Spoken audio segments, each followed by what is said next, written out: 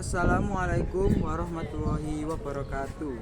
Ibu Kepala SMP Negeri Songo, Mojokerto ingkang kinurmatan, Bapak lan Ibu guru, para wali murid saha para karyawan ingkang kula hormati. Boten kesupen para kanca-kanca ingkang kula tresnani.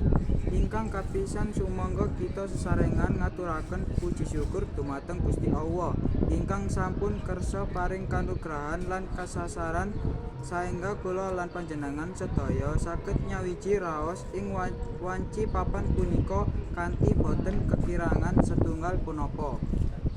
Sholawat ugi salam mugia tansah diaturaken dumateng Kanjeng Nabi Agung Muhammad sallallahu alaihi wasallam ingkang sepangatipun tansah kita rantos ing dinten pungkasan mangke.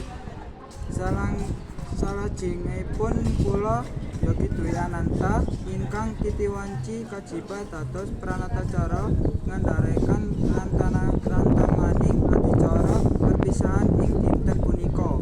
Ngenani rantamaning adicara ingkang badhe kalampahan inggih punika: setunggal atur pambuka, kalih atur pangandikan saking ketua panitia perpisahan, 3 pentas seni saking kelas 7 lan kelas 8, 4 atur perpisahan saking sesulihipun kelas 9, gangsal atur pangandikan saking Kepala Sekolah SMP Negeri Songo Mojokerto, 6 donga panutup.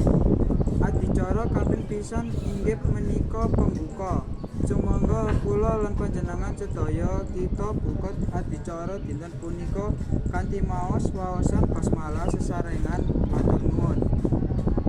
Adicara kaping kalih inggih menika atur pangandikan saking ketua panitia dumateng ketua panitia wekdal saha papan kula aturaken. Sumangga matur nuwun.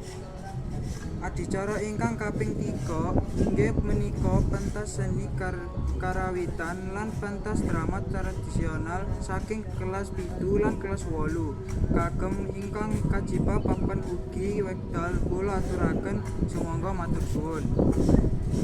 Adicara salajenge utawi ingkang kaping sekawan inggih menika atur perpisahan ingkang badhe dipun andharaken dening susilihipun kelas 9. Kagem ingkang kajiba papan ugi wekdal kula aturaken sumangga matur suwun. Adicara salajengipun inggih menika atur pangandikan saking Kepala Sekolah SMP Negeri Songo Mojokerto dumateng Ibu Kepala Sekolah, papan ugi wekdal kula aturaken sumangga matur suwun. Adicara ingkang pungkasan inggih menika donga sarta panutup. Sumangga kita pungkasi adicara ing siang menika kanthi waosan hamdalah kanthi sesarengan alhamdulillahirabbil alamin matur suwun.